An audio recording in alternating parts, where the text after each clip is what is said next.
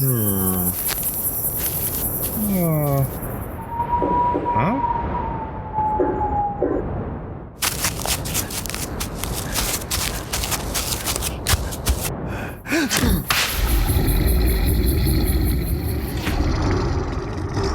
You're listening to Cryptid Clues, featuring your hosts, Taylor Field and Reuben Olson.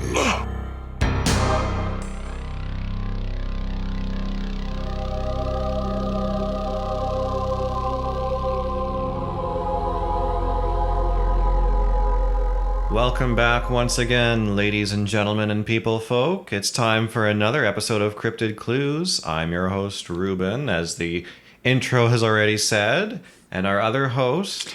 I am Taylor Field, everybody. And we're here to give you a good time or a bad time with a story about the Watts home. Now, Taylor, why don't you lead us with some plugs and stuff before we delve into the history? Absolutely. So, CryptidClues.ca is our home base, ladies and gentlemen. You can also find us on Patreon, Twitter, Facebook, Cryptid Clues, and be sure to send us an email. Reach out. We'd love to hear from you. If you have any experiences or stories, just want to chat, send us a message, and we'd love to hear it. But without further ado, let's get into this. Take us away, Reuben. Well, for everyone listening, if the Watts home sounds familiar, it might be because you've watched a very popular documentary on Netflix called American: The Family Next Door. That is a very creepy documentary about a true story that's still fresh in our hearts, and I know it's tragic for the family that was involved. So any of the extended family, I mean, absolutely no disregard to the events that have happened. We are going to be talking about the paranormal aspect to the murders and events that have happened afterwards. But first, let's recap the actual events that happened for anyone that hasn't seen the documentary or doesn't even know what the Watts home is. So, Well, I'll drop a spoiler alert. If you haven't, go and watch it and then come back. yeah, absolutely. It's a very interesting documentary to watch. I hesitate to use the word enjoyable or anything as much as I love true crime, but the events that transpired were just so horrible that I actually felt like I wanted to cry. Like it was terrible during this event. So I'll read a little snippet from Wikipedia. American: The Family Next Door is an American true crime documentary directed by Jenny Popplewell, and the film tells the story of the 2018 Watts family murders, which took place in Frederick, Colorado. The documentary uses archival footage, including social media posts, law enforcement recordings, which are super interesting and relevant to our podcast here, text messages, and home video footage that depict the events that occurred. The documentary was released on Netflix on September 30th, 2020. So really, it has been 1 year, or a little under 1 year, since that documentary came out. So, after initially denying any involvement in his family's disappearance, Chris Watts ultimately confessed and pleaded guilty to the murders, resulting in a quintuple life sentence in the maximum security prison without the possibility of parole. Even after his original confession, Chris's story has changed, and that's one thing you'll notice in the documentary as well is, so I kind of jumped ahead to the spoilers, but when it starts off, he reports the disappearance of his wife and kids or whatever, and there's a big frantic search, and the murderer, Chris, is actively involved, being all stressed out. Oh, where's my wife? Where is everyone? He's freaking out. And then everything kind of starts to fall apart until he eventually confesses to everything that's happened. But yes, his story keeps changing, and it's still changing to this day, apparently. But initially, he began by claiming that he had killed Shanann as a revenge after she had smothered to death 4-year-old Bella and 3-year-old Celeste, but eventually admitted that he had killed all three, then hidden their bodies at the oil storage facility where he worked. Absolutely terrible. And that's something that's also expanded upon a lot in that documentary, where it leads up to him changing his initial stories when they're searching for her, and then confessing to the murders, and it just keeps changing and changing until everything comes out. The creepiest thing is the entire time during that documentary, he has barely any emotion at all. And when you're watching it, you almost believe him at first when he's stressed out looking for her. Like, it's really creepy. Anyways, similarly, in another letter obtained by a certain outlet, Chris described in grisly detail how he killed his wife after some premeditation, writing, "All the weeks of me thinking about killing her, and now I was faced with it." The letters also reveal that Chris first attempted to smother his daughters in their beds before returning to his own bedroom, where he argued with Shanann and killed her soon after. The girls, however, woke back up, and he says, "It makes the act that much worse knowing I went to their rooms first and knowing I still took their lives at the same location." He continued, at the work location. He continued, presumably referring to the facility where he hid the 3 bodies.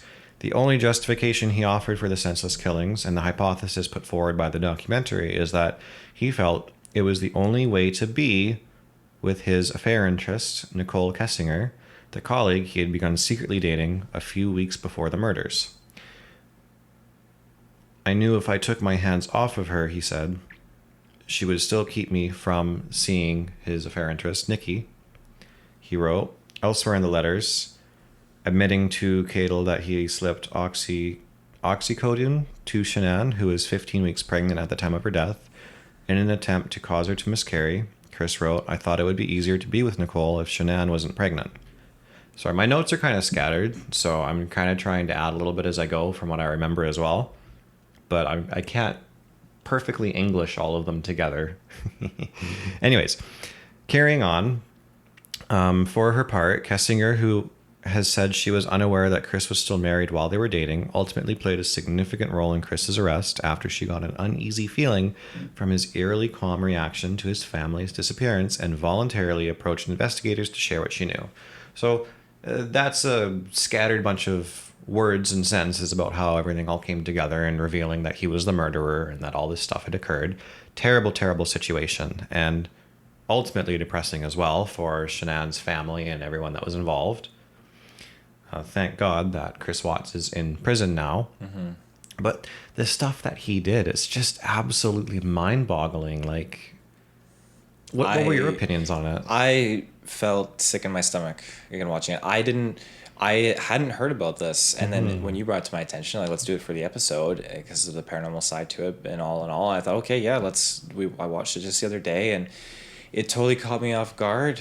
Just how things progressed. It was walk me through it from the beginning to the end if you can. I was impressed by how they compiled the footage together. I wasn't expecting it to be done like that. It was very different. Instead of having like a narrator, but it was showing like a cohesive story unfolding with, I'll call them like the vlogs of the individuals of like Shanann and such, and it just made it much more heartbreaking because you're developing this real connection to someone who really suffered.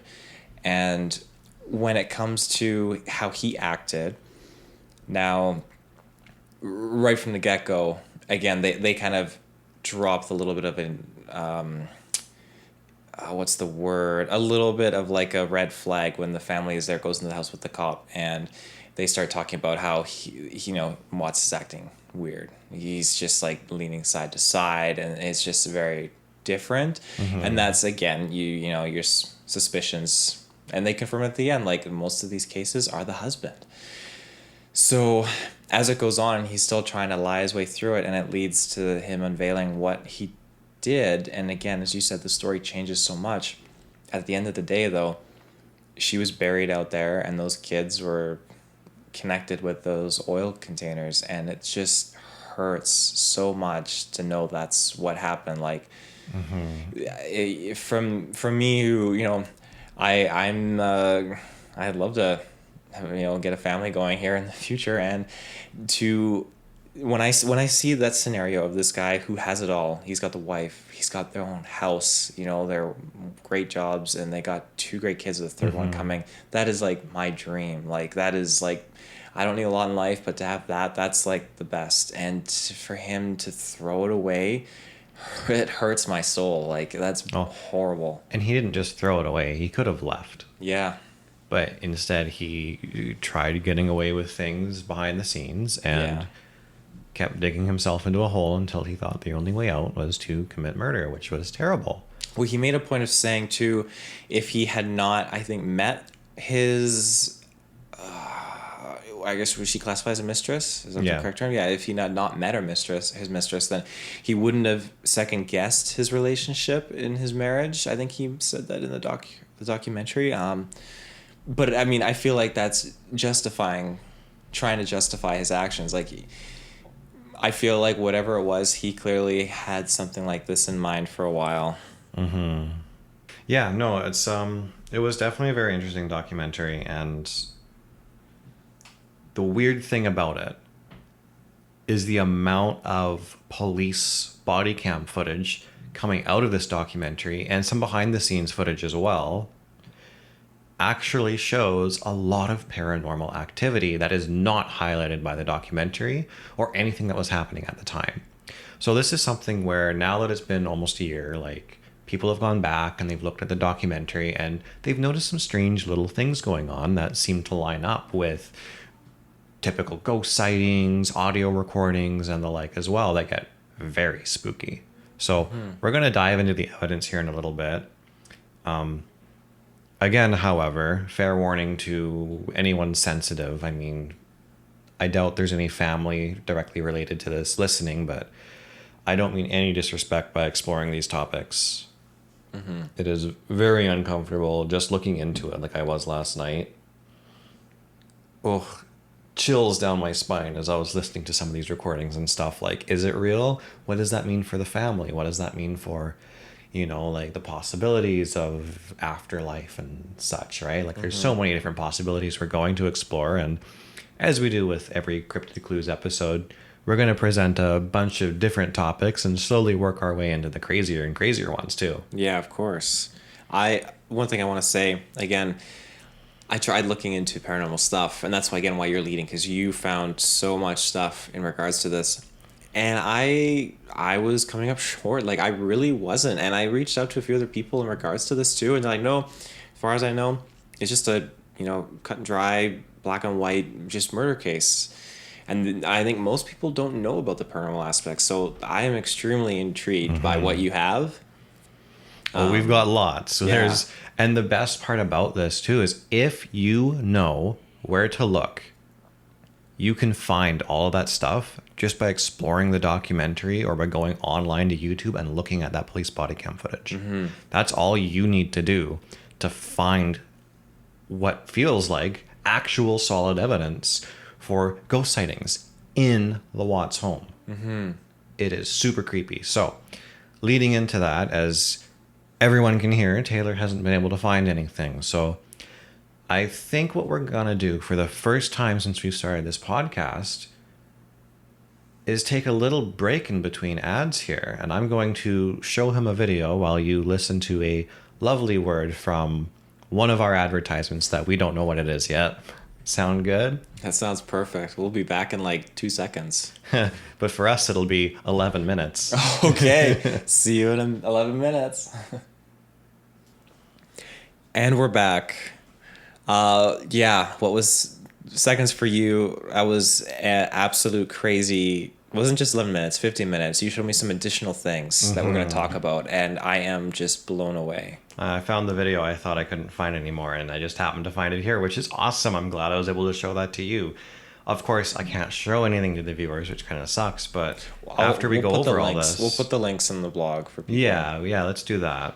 Definitely check some of this stuff out if you're interested after. It's really unsettling stuff. So, to give you a little bit of background on what we just watched, it's evidence surrounding the circumstances for maybe a haunting or something in the Watts home. During the investigations in the Watts home by police, body cam footage caught several unexplained instances that are quite baffling to me. Like, really. Some of these instances include supposed ghost recordings of the daughters running around the home, but the creepiest ones by far are very clear audio recordings of something in the house speaking clear English that even the officers react to. What? So, like, when I'm watching TV and stuff and my wife was watching, like, those ghost hunter shows, there's a lot of overacting and you really question the legitimacy of it. When it's police doing an investigation or they're searching for a missing person or they're in there, like, long after, like, what? That's not something I expect to see with ghost recordings and audio capture. That's so creepy. So, This phenomena of catching things in like audio and whatnot is called an EVP. In the ghost hunting community, it stands for electronic voice phenomenon. Although I suppose that these particular audio recordings don't accurately fall under the term, because EVPs are typically picked up on radio scanners. If you've ever played Phasmophobia like Taylor and I have, you have the little radio scanner to talk with the ghosts. If you know how that works, that's basically what like the ghost hunters and stuff use for catching audio recordings, which is quite questionable because it just scans through radio channels and maybe picks up a signal here and there where there's an announcer speaking. Like, you could easily disprove some of that. This, however, is just straight up audio recordings from the body cam footage. So there's video and audio at the same time, including the police reacting to this stuff. And that's what gets me. If there's any solid proof for this, this is it. So the recordings captured on the police body cams are straight up audible communications and statements that sound like very clear and haunting whispers, which I just showed Taylor all of this stuff here. So first off, let's cover the ones I don't so much believe. These ones are easily explained away to me, and that would be the video instances. So right away when the investigators walk into the Watts home, supposedly Shannon's reflection appears in the mirror that's past the front door entrance, and you can see her reflection holding her iPhone. I think that's the officer's reflection, but what do you think, Taylor? That one particularly, I feel like I can't speak to it. There was nothing jumping out audio wise. It was, again, just footage, and that's the biggest thing that I was looking at going forward with this is, okay, let's look at reflections. Let's see where these people are positioned. And the other officer was further ahead with the canine. This officer, to me, it looked like she was positioned right there. And even the way she was moving, I felt like it was definitely like replicated in the mirror. I think that people are overreacting to that one when they say it's Shannon in the mirror. Like, it could be the officer, and the mirror itself is so far away from where the police and her body cam are. It's like, it's hard to make out. And the quality of the body cams aren't great. No. They're pretty good, but they aren't great. And that's where the video stuff starts to fall apart for me. Like, for instance, the daughters are seen moving around the house. One instance of this is right away when they go past the staircase going upstairs. You can see what looks like possibly like a little dress or something, a little girl running down the stairs, but she doesn't make it all the way down. She just kind of fades away. It's between the railing bars. What do you think of that one?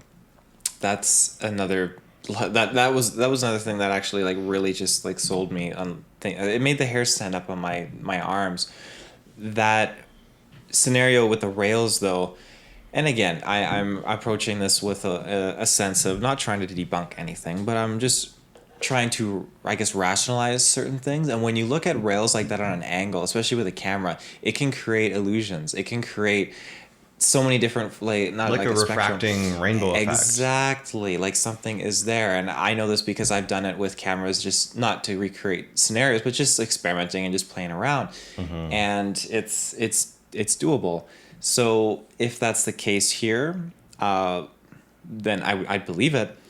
But the thing that nudges me a little bit away from that is it looked pretty close to a girl. Now, is that because we're going in with the preconceived notion that we know that there were two girls in this house and that's what we're seeing? Like when you look at like the front of a car, you can kind of see like a face, like eyes and a mouth. There's a term for that. What's that called? I can't remember. It's in the Bigfooting community a lot, where you look at a tree and you see a face and everyone goes, "Oh, I got a picture of a Sasquatch. You can see its face in the bush."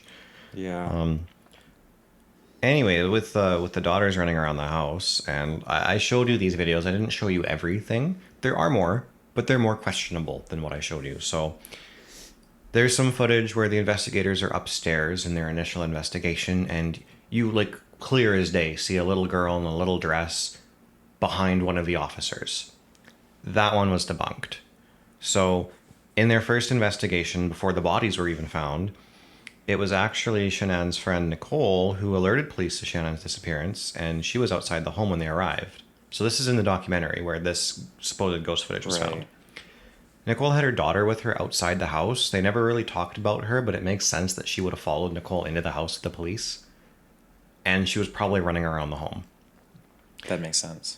the little girl you see in the documentary running in one quick shot is also wearing the same colored dress as Nicole's daughter outside the home. So to me, that's a very quick debunk. Like, you can't really use that as evidence if something exists that could possibly debunk it. Yeah. Like, yeah, both possibilities exist at the same time, but it's the least likely of all of the scenarios for me that this particular piece of evidence is real. Yeah. It can't be.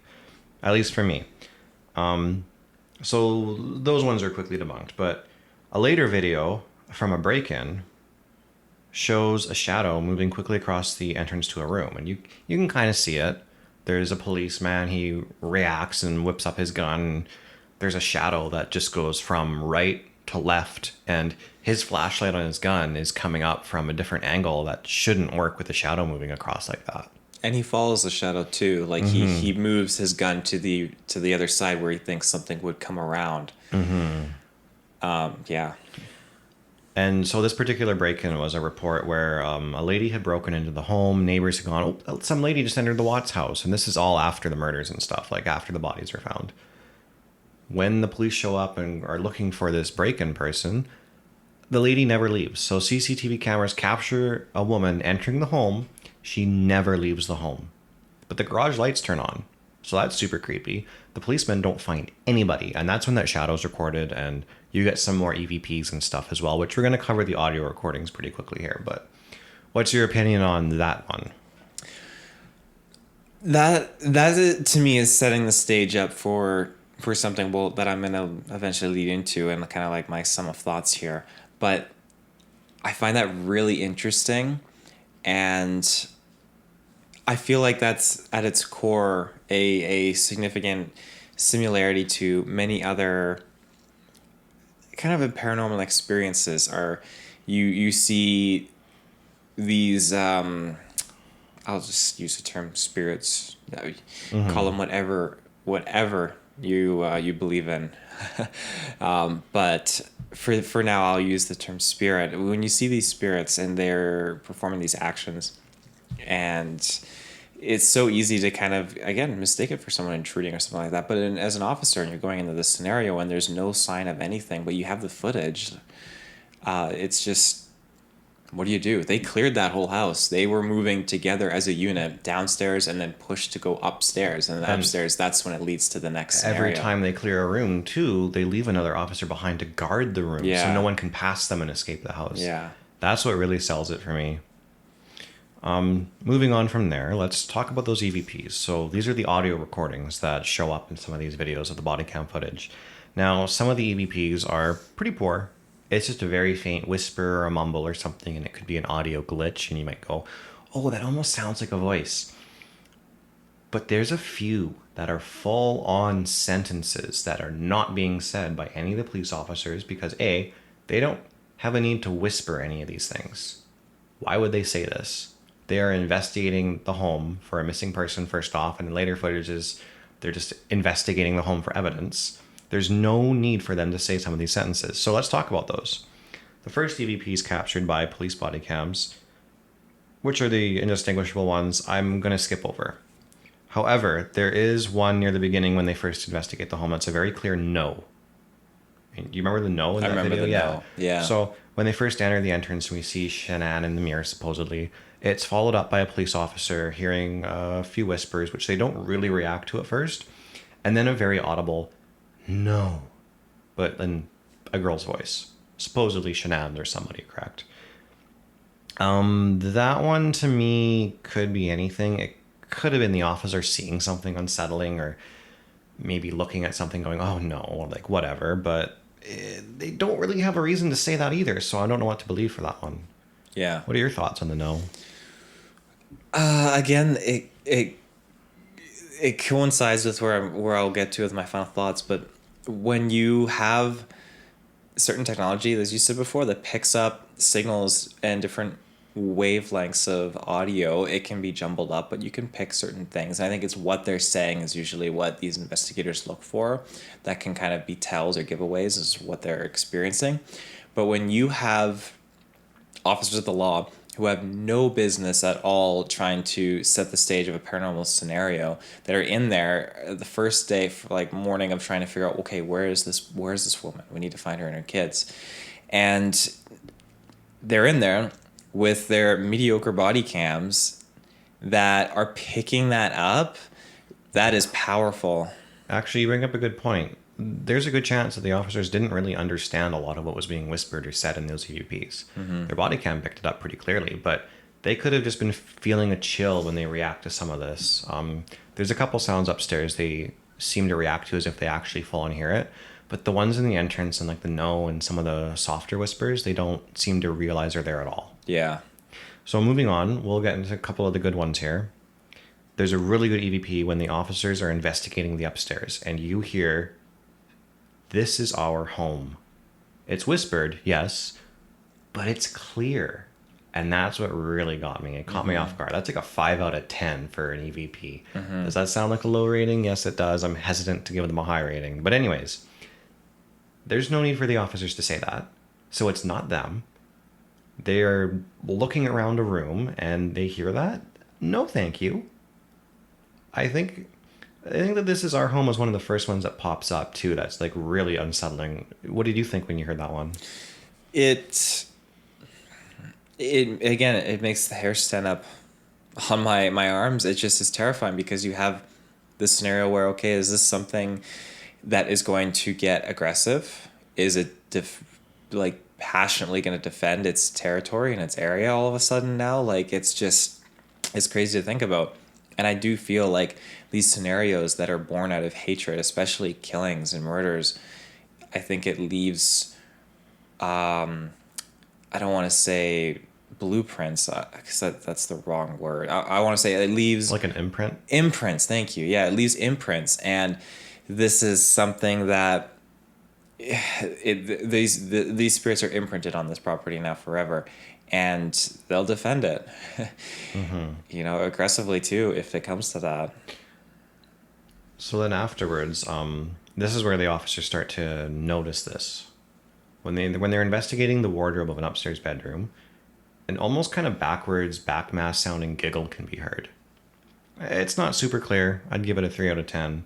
But it is a giggle. It is a little girl's voice. And they react strongly to it. At first, the officer thinks it's a toy in the closet, but they had just entered the closet. That stuff's been sitting there for quite a while. There is no need for a children's toy to randomly go off. They think it's a children's toy, and they start poking around trying to make one go off, and they can't do it. So they talk about the creepy sound for quite a while. Again, it's one of those things that it just gets clearer and clearer. It's getting very freaky because these things are becoming so much more not decipherable but audible. And this is just that. And the reaction was the biggest reaction that I've seen out of the officers so far, having watched it. And yeah, they were convinced that there was something there, and it was a giggle. It was a full on children's giggle. I don't know how better else to describe it. And it's just, yeah, it blew my mind. It really blew my mind. So there's another EVP that's super clear, but just before that, an officer opens up a bedroom and turns on a light, and you hear Chris whispered softly. Not super great. I'm kind of wanting to skip over that one because they didn't really react much, but it's worth mentioning. And then super creepy one. This was the clearest one to me that really sends a chill up my spine. You get those shivers that go up, and you think, okay, something's going on here, and it really makes you think as well, because the following one is a sentence that sounds like it's Shanann talking, and it makes you wonder what the situation is. Is there a spirit in the home? Who's she with? What's going on? Are they stuck there? So before we dive into that... Are you going to take us to an ad break? Oh, I think so. Oh my gosh. Coming up, the absolute best EVP, in my opinion anyways. We're going to talk a bit about it after a word from our automatic sponsor. And welcome back. You ready for that super crazy EVP? Okay, so... this is one of the creepiest and clearest recordings to me. And the officers have no need to say this at all. It is definitely, to me, the single most solid piece of evidence for there being a haunting in this home. You hear a super clear whisper saying, "I'm with Cece." That is Celeste's nickname, one of the little girls that was killed, and that's what Shanann would call her, is Cece. You hear a whisper saying, "I'm with Cece." No, no thank you. That is super creepy. They're walking around and that's just randomly said. And they pick it up super clear on the body cam. I hate this one. Like, that one got me thinking, like, oh my goodness, is she there with both girls?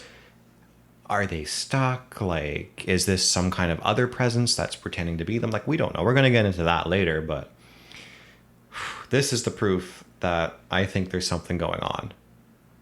And that one is the one that stood out. What do you think, Taylor? Well, yeah, I mean, as we progressed in this video, each event that unfolded kept rising above the last in terms of like its credibility and how real these things are appearing. And that one it terrifies me, and it makes my heart honestly ache for if it is really them as spirits, what they're experiencing. It just is so horrible to think about. And yeah, that's just, again, like I said before, the officers have no reason and no justification to say something like that. How does it benefit them? What are they trying to get access to? This footage isn't out and put in the documentary. They're not getting paid or anything. Like, there's nothing. There's no reason at all. So they're out there. They have mediocre body cams, and it picked that up.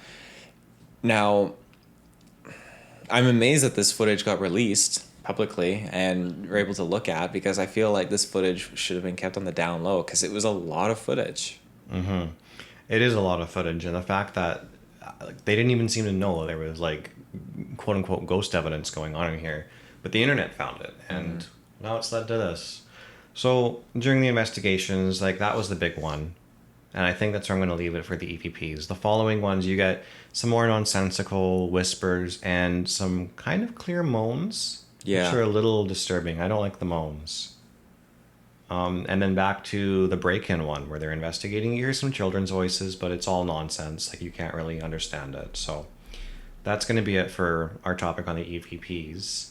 The I'm with Cece one, that's the 9 out of 10 recording. That is the big one. And that's the one that made me want to do this episode too. Taylor and I were going over, what's the next episode going to be? What are we going to do? We're trying to come up with stuff, and he brought up ghosts, and I thought, well, I want to narrow it down to like a specific incident that not many people have talked about. This was the one. Yeah. And because of that recording that I had found so long ago. So moving on from there, this is going to be our final bit of evidence. And this is one I haven't shown you, Taylor. So it's not only fresh for the audience, if they're not into the topic in the first place, but it's going to be fresh for you. So Shanann's mother was on Dr. Phil. And she claimed to have had spiritual visitations after the bodies were found. Just after the bodies were found. So the mom was stressed. She was on the phone with police, and they started to find the bodies, one by one after another. And that night, she was praying to God while laying in bed, and she felt a strong presence in the room. And she shared these stories with Dr. Phil, and like in full on like tears while she was retelling the experience that she had. So as she was praying to God, she felt the presence and heard her daughter speak to her clearly. "I love you, Mom. I am at peace." And then she could hear Cece and Bella say, "Hi, Anana. You've always been so good to us." She then felt as though she received a kiss on her face, the way that one of the little girls always did. I didn't note down which one did this one. And then she heard Bella say, she heard Cece say, "It's okay now. We gave kisses." And Bella then said hello to her, and guess what, Nana? I can go to Walt Disney World anytime I want. That's a random thing to think of her saying randomly, you know? And then she says, "Thank you for loving us so much." After hearing these, she looks up and she could kind of see Shanann in the room holding her new baby as well. Because remember, she was pregnant. Just before they disappeared. Wow. Now, You could chalk this up to a grieving mother. All respect to her. I feel like that's something that truly did happen because I'm a spiritual person. But what a thing to at least give you a little bit of peace after such a terrible event occurred. Mm-hmm. I don't. In this day and age, it's hard to really go and board the coincidence train. I feel like when something happens on one side of the world, it affects the other side as well. Like everything, like a yin and yang cohesiveness. And her experience went hand in hand with something that had happened. And, you know, like you said, you could easily chalk it up for sure. Like, oh, it's just someone who is mourning and they go through that experience and such. And I'm sure that's what's dismissed it, or that's what it's dismissed as by the majority of people. But I wouldn't dismiss it. I would absolutely believe that she could have had something like that because of the events that unfolded with them, with her and her daughters. Yeah. It's one of those things too that also causes a problem in the aspect of all the evidence we're looking at. Well, if their spirits are at peace now and they're in heaven, well, why is there still a haunting going on in the Watts house? That was my next point. So I think we're going to dive into this in a little bit here. Mainly when we get to the whole, what is it? I think there's a couple possibilities that allow both her incidents with seeing Shanann's spirit and everything, hearing the voices, and then the haunting to happen at the same time and be allowed, but not in any scientific sense. Yeah. Definitely just in a theory. One quick piece of evidence too, which I kind of glossed over, with Taylor even, was one man actually recorded the Watts family home with a thermal camera, and he noted that one of the children's bedrooms is totally lit up with heat and activity, and you can see it on YouTube too. The whole house is cold. The windows are a solid light blue. One single window, right below another, is lit up with heat, and there is stuff moving in the room. Yeah. Doesn't mean anything really, but that shouldn't be happening. So I think that's worth noting. So let's get into our what is it topic. What's going on here? How can you explain away the hauntings? Is there a way to debunk it? Is there enough proof for you to come to your own theory? What do you think it could be? Like, we've got so many different possibilities. My first one that I would like to start off with, you're okay with, Taylor. Oh, yeah. Is the physical realm. So scientific, let's debunk it kind of a deal. I think the body cam footage is unclear and glitches could easily occur. Like the railing and the rainbow effect, all that kind of stuff. As for the audio, most of it could be explained away with simple mutterings or bad sound. Maybe the officers are talking to themselves, whispering a little bit, and it sounds like something else. But, man, some of those recordings are just so difficult to explain away given the circumstances.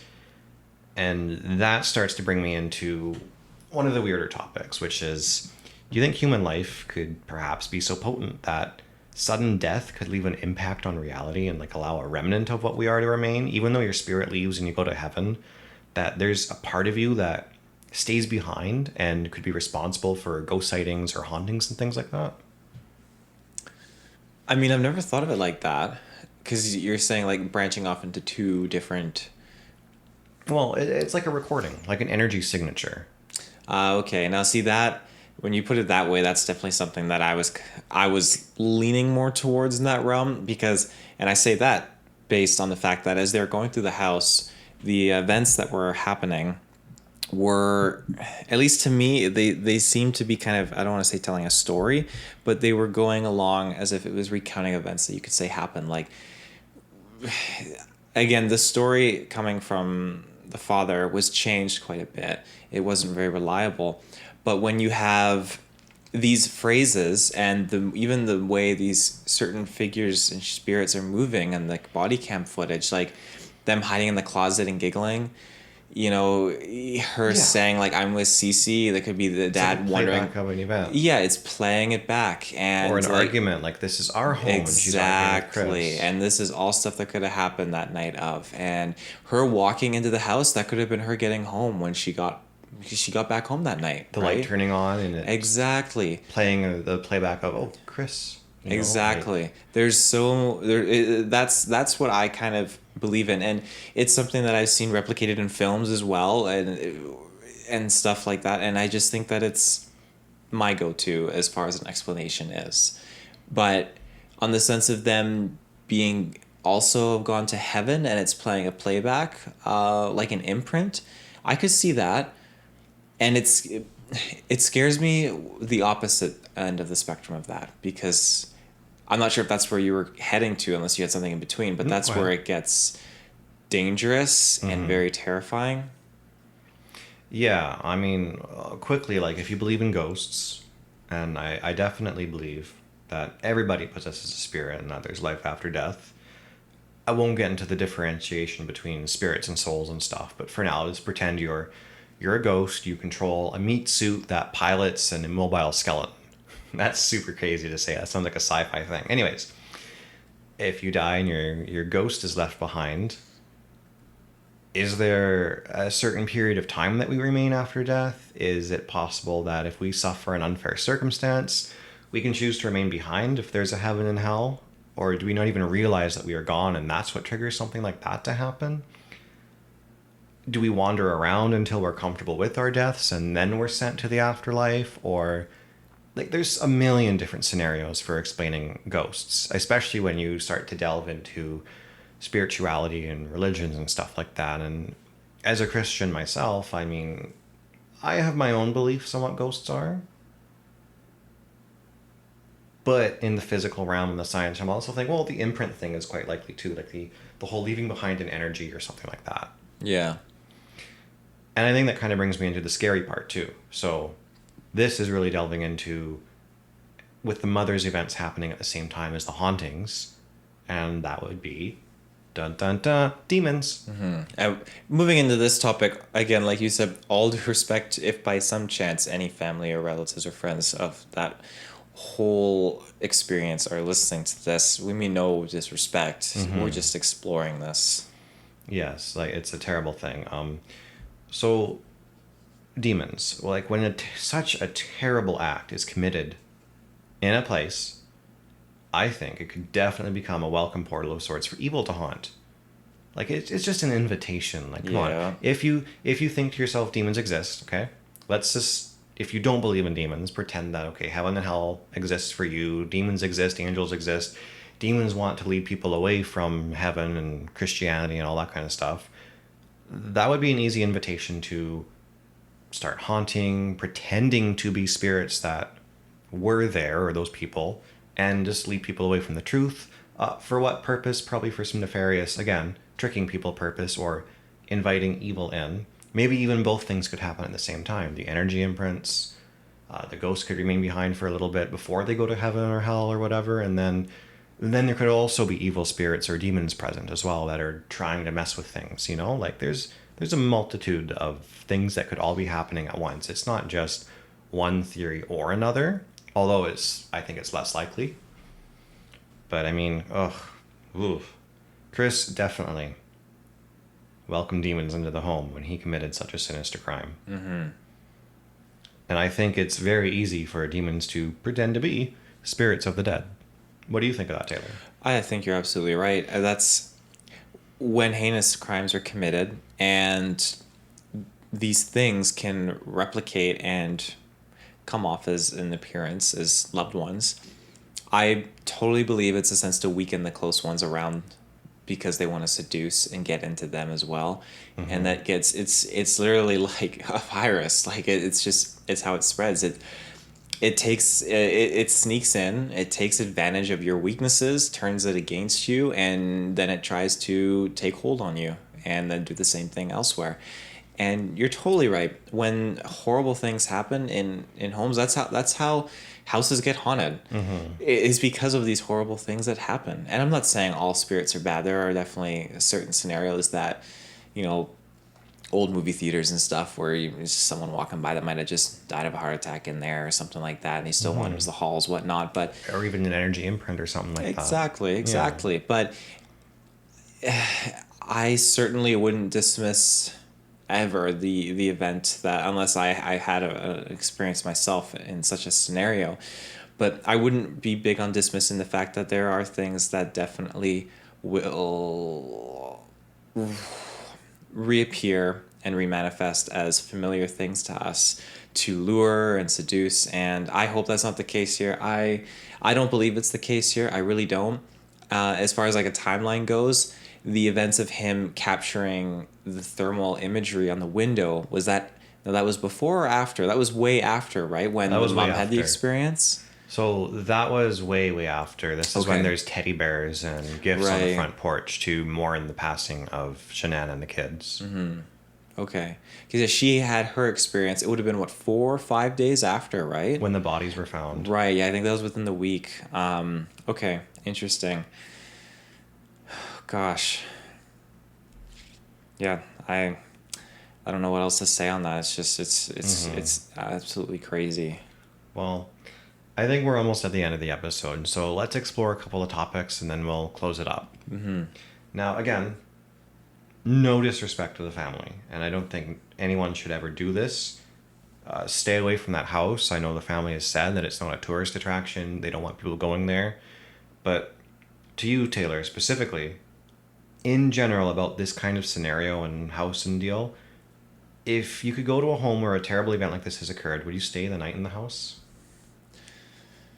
Like to find out, discover evidence? Yeah, it's tricky because if I was in there and I was staying the night, and I mean, my intentions would be to, again, pay the utmost respects and just, yeah, explore and kind of, I don't want to say experience, but just understand the pain that was caused there, because it just, I feel like it would just be so weighing heavily on my shoulders if I was in that scenario, trying to learn a bit more about what happened there. I would just be full investigator mode with it.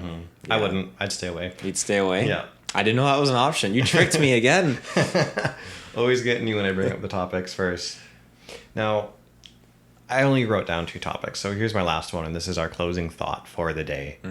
Do you think that all this evidence that we've presented is significant, considering all of it comes from police body cam footage? I feel as though it's like far less likely to be faked this way, and that it stands as solid proof that there's something going on in the home that conventional science and conventional beliefs can't explain. To automatically believe it because it's coming off of, government police body cam footage, I can't just automatically say that it's real. I mean, again, at the end of the day, it's footage, but I'm someone who believes in, the 99% of things that aren't real and the 1% of stuff that is. I feel like this is the 1%. I went in with no preconceived notions or thought that, okay, I was telling Madison, I'm like, I don't know about this paranormal aspect. Like, I tried looking online, I couldn't find anything. And I'm glad Reuben's leading it, because I don't know where he's going to go with this. And what you presented to me absolutely blew my mind. The footage, the reactions, the scenario that was set up within the house that these people experienced, and everything that happened afterwards. Like, I feel like the evidence was presented there much more better off than, with those high-end ghost hunting shows on History Channel. One thing I do want to mention is the show documentary, like Netflix did a great job at hiding any paranormal aspect at all. I totally, like I said, didn't pick up on it. It blew my mind that it didn't give away any sense. So now when you look at that, and that's reality TV working its magic, I'm going to defer to a Bigfoot scenario. Now, if you look at Survivor Man Lestrade, there was an experience he had where there was Bigfoot related, according to him and his experience. There were noises, cries, like calls, and like they were close. And in the episode that was put up live, and again, he's out there on his own. He's the only one. And when the episode was cut up, sliced and diced, thrown on TV, the network completely cut out any and all of that stuff. And if you look back, you can see in that episode like quick snippets of him like turning his head, and they cut it because he's responding to the sudden like call outs and stuff out in the middle of the bush. But that just goes to show now, look at this documentary we watched. They cut out all of that footage, and I don't feel like that does justice. At the same time, it could have been at the request of the family that, hey, we don't want anyone to be showing up at our house. It's not not a haunted house. Just go away, pay respects, and I totally get that. And if that's the case, I respect that, and I'll shut up and eat my words.